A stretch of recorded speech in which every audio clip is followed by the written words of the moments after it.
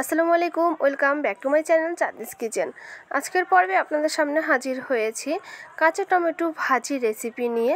আশা করি আপনাদের অনেক ভালো লাগবে। একটা লাইক দিয়ে দেখতে থাকুন। তো আপনারা দেখতেই পাচ্ছেন আমি কয়েকটা কাঁচা টমেটো নিয়েছি। এখন এই টমেটোগুলোকে ভালোভাবে ধুয়ে পরিষ্কার করে নিব।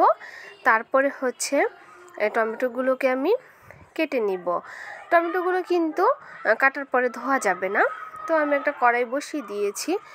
কড়াই গরম হওয়ার পর দিয়ে দিচ্ছি পরিমাণ মতো তেল। তেলটাকেও কিন্তু গরম করে নিতে হবে। তেল গরম হওয়ার পর আমি দিয়ে দিব পেঁয়াজ কুচি, রসুন কুচি, শুকনো মরিচ কুচি আর কাঁচা মরিচ মাঝখান দিয়ে কেটে দিয়েছি।